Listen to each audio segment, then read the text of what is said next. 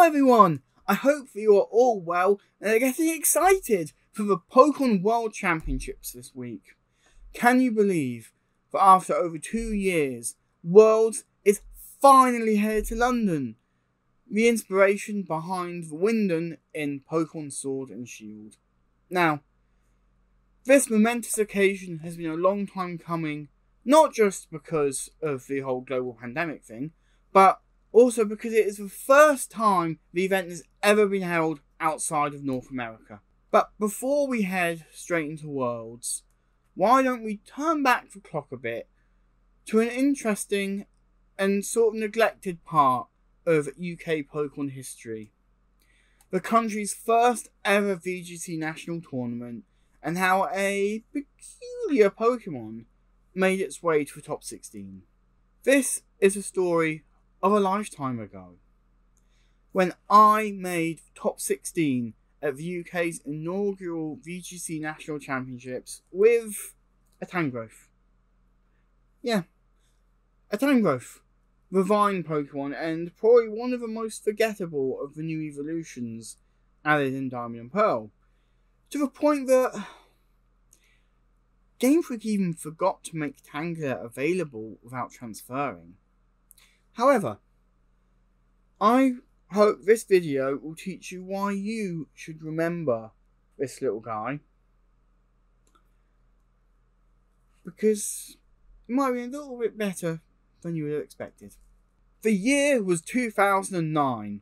Gordon Brown was still Prime Minister. The most recent MCU film still had Edward Norton as the Hulk, and the moeification of anime was just beginning with the debut of K-On! I did not have the beard I have today. I was still in school, occasionally writing news articles for my friend's fan site, PokemonWorld.co.uk, which sadly no longer exists. We didn't have the championship point system that we have today. Instead, at least for VGC players, in order to earn our invite for Worlds, we had to place at a certain level at a Nationals tournament. And with VGC only being added to Worlds the previous year, and only gaining that name that year in 2009, the circuit expanded to Europe with national tournaments in London, Berlin and Paris. So as there were no regionals or mid-season showdowns, for VGC players, nationals were boom or bust. So there I was in Coronet Street, London. Yeah, seriously, the venue was on Coronet Street, and you can't convince me that the Pokemon Company didn't choose a venue purely because of the name. Because back then, we were still in Generation 4, and while the rest of the world were competing in Pokemon Platinum, that game had only just released in Europe about 2 weeks before. So in order to avoid pressuring people to spend money on a new game straight away, the UK qualifier was for using Diamond and Pearl instead. And I specifically bought this copy to enter because I had imported Diamond from America and the tournament said EU copies only. So I still had to buy a game anyway. However, despite that, the new Move Tutor moves introduced in Platinum were still allowed. As long as you trade the Pokemon to Platinum and then back to Diamond and Pearl. The day had already got off to a rocky start due to the way the event handled entries certainly being a method. Because you see, back then we didn't have the robust online booking systems like Arcanine Labs that exist today. And the event wasn't Swiss.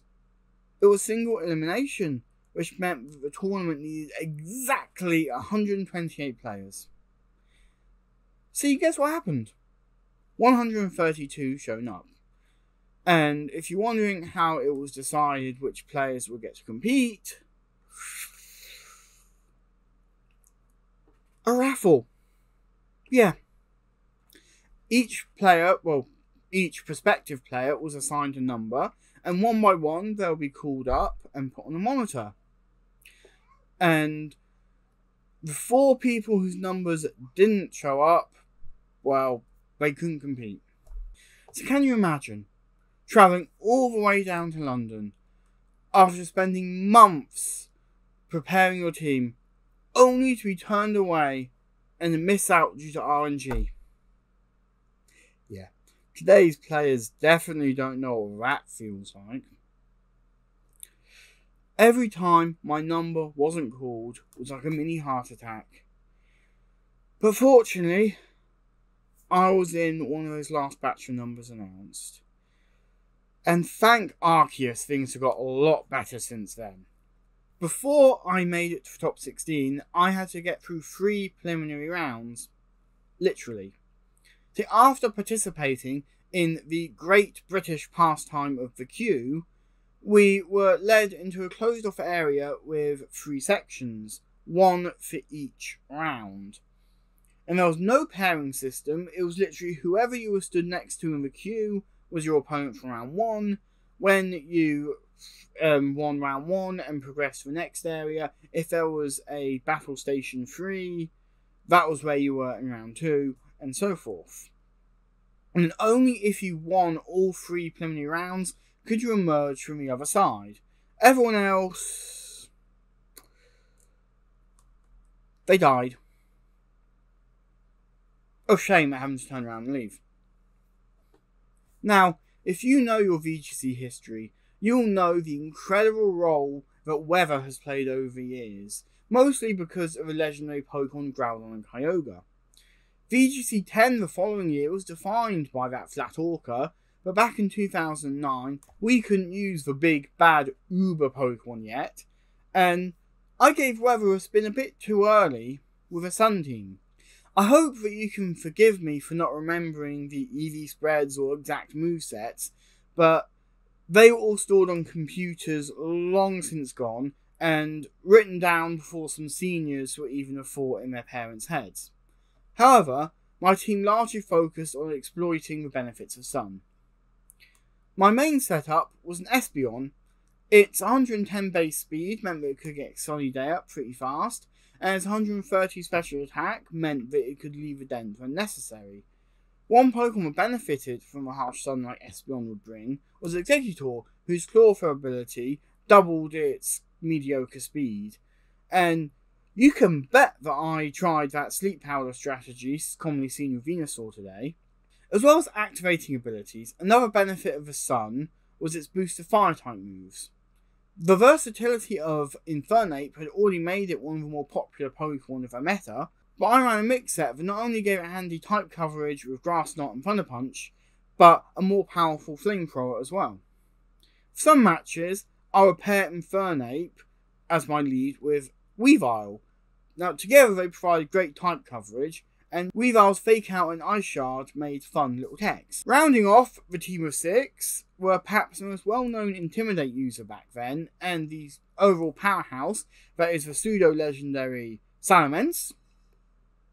Yes, I did nickname mine Bessie, and I don't know why, and I love it. As well as the final slot being the Pokemon you all clicked here to see, Tangrowth. Now, why did I choose Tangrowth, you might be asking? Well, I realised that under the sun, this little guy can get rather bulky. I can't remember its moveset with 100% certainty, but I imagine it was something like Leech Seed and Synthesis for the stall strategy, as Platinum moves were legal, and Power Whip and Focus Blast for offensive options. You see, I was concerned that I'd get walled by Steel types, and that never happened. To be honest, I wouldn't run Focus Blast today, but that's that. Now, streaming wasn't a thing back in 2009, which is partly why there's so little documentation of this era of VGC, but there was another way that players could spectate matches. The battle stations at the side of each zone were connected to monitors that other attendees could spectate, and it was there that my Tangrowth got its time in the sun. Now, I can't remember the first 2 rounds very well, but for the third, I was on one of those corner battle stations. My opponent was using a Magmortar, an Electivire, a Blissey, and another Pokemon I can't remember too well. Now, he tried to counter my Tangrowth strategy in bulk by chipping away at it with status moves, but they weren't working, and he didn't know why. Nor did the crowd that had started to gather to watch the spectacle. The answer was a little known ability called Leafguard. Now, I don't blame you for not knowing about Leafguard, especially as it was exclusive to the Tangler and Hoppip lines back then, and isn't even that well known today. Basically, it granted Tangrowth immunity to all status conditions while the sun was up, so with its bulky defences and protection from statuses, my boy wasn't going down. And I won my spot in the top 16. But that's where my luck ended.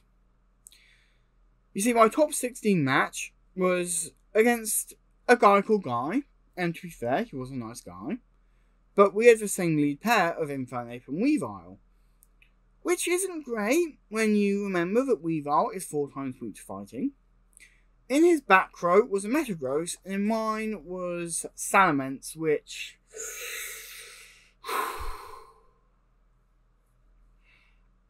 I switched into an Ice Punch. I still feel that today.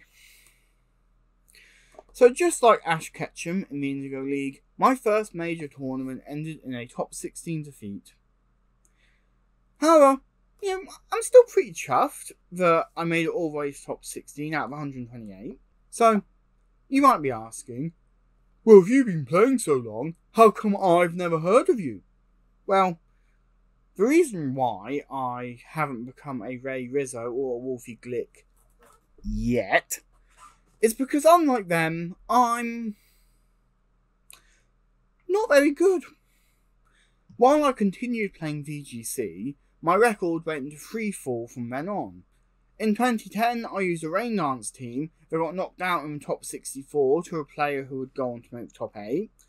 Or in fairness to me, I only lost because my Ludicolo was paralysed and couldn't connect that one last grass knot I needed on my Kyogre.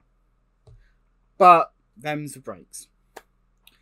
Generation 5 single elimination wasn't kind to me, and I had to take a break in Gen 6 due to various scheduling conflicts, because life is a thing. I tried to fight out in Generation 7, experimenting with Pokemon like Turtonator, because I just think it's neat, but I ended up shifting to TCG in the latter half of the generation, just to have more time with my brothers. However, I returned to VGC at the start of Gen 8, where I earned a respectable 4-4 record of the Malmo Regionals in 2019. Part of that was because of a B-Sharp that had one opponent exclaiming expletives in French when they triggered its Defiant ability. But then we all know what happened. But I will be returning to VGC at the World's Open. So who knows, maybe that London luck will shine on me once again. Although, if you're wondering if I'd use Tangrowth again, maybe not. But that's it. I hope that you've enjoyed humouring me with this little trip down memory lane and have learnt something about the history of this game. Now, I will be in London this weekend, so it'll be great to see you all. And even if not, I hope you all have a great time. So, that's it. Bye for now. So, while TCG players get absolutely inundated with playmats and all players get neat gifts now and then like these cool caps, I do miss the days when VG players would get something a bit special, like this Nintendo DS decal. Which, I imagine it's harder to do now with Nintendo having so many different types of systems, but yeah, I just think it's neat.